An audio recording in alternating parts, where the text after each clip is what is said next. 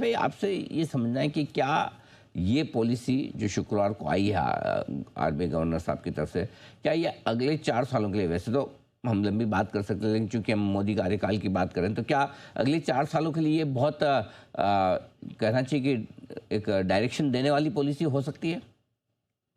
Undoubtedly Anil भाई, मुझे लगता है कि जो सबसे बड़ी उपलब्धि ये पहले 1 साल के कार्यकाल की थी, वह ऑपरेशन सिंदूर था।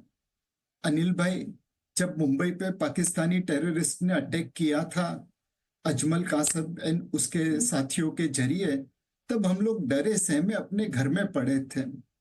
हमारी हिम्मत नहीं थी कि हम रास्ते पे निकले। और अभी ऑपरेशन सिंदूर हुआ, हम चैन की नींद सो रहे थे।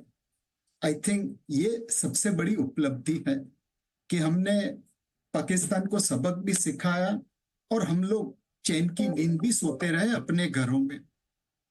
दूसरी चीज है, ऑपरेशन सिंदूर ने हमें एक और सबक सिखाया। भाई, दुनिया में सब कोई अपने अपने स्वार्थ को देखता है।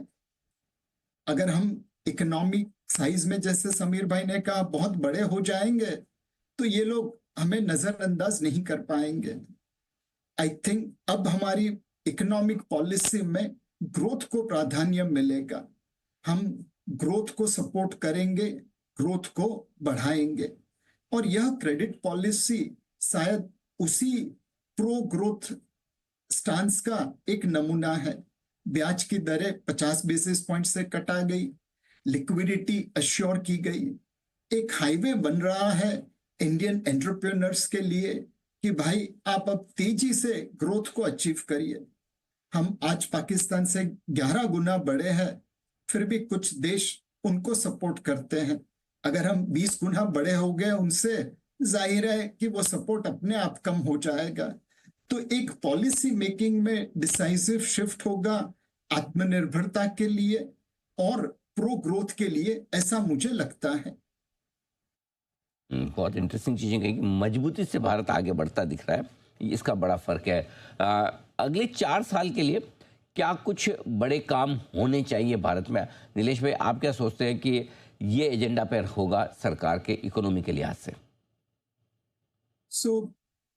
अनिल भाई, एक अग्निपथ मूवी का हरिवंश राय बच्चन जी की कविता है।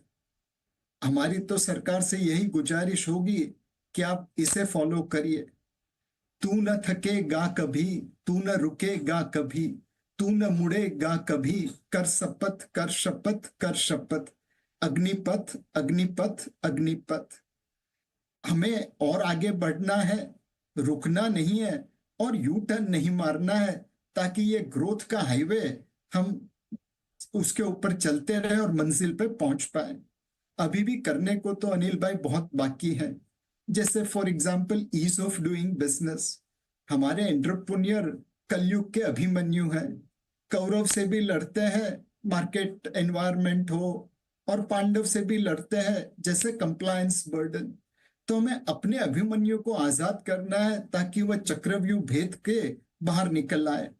लैंड एक्विजिशन हो, लेबर लॉ हो, जुडिशियल रिफॉर्म हो, ये सारी चीजें सरकार को अपने रडार पे लानी पड़ेगी ताकि हम अपने ग्रोथ को मिड सिंगल डिजिट से डबल डिजिट तक लेके जाएं। मार्केट के पॉइंट ऑफ व्यू से अनिल भाई, हमने देखा है कि जब सरकार के हाथ में गवर्नमेंट कंपनीज होती है तो उनका उतना एडवांटेज नहीं उठा पाते जितना एक प्राइवेट एंटरप्रेन्योर उठा सकते हैं। कहीं पे सरकार ने खुद ने कहा था, government has no business to be in business. But divestment उस तेज गति से नहीं हो पा रहा है जैसा होना चाहिए। हमने एयर इंडिया के डाइवेस्टमेंट में देखा कि एक कंपनी थी जिसमें सरकार को हर साल पैसा डालना पड़ता था, आज टाटा की निगहबानी में वो कैसे बदल रही है। तो अगर सरकार डाइवेस्टमेंट को एक सपोर्ट करे, पुश दे, तो हो सकता है कि उन सारी एसेट्स पे हम बेहतर रिटर्न कर पाएंगे और मिड सिंगल डिजिट से हम डबल डिजिट जीडीपी ग्रोथ की तरफ मूवमेंट कर पाएंगे। तो काफ़ी कुछ अब किया जा सकता है जिससे ग्रोथ 10% की रेंज में पहुंचने की कोशिश करें तो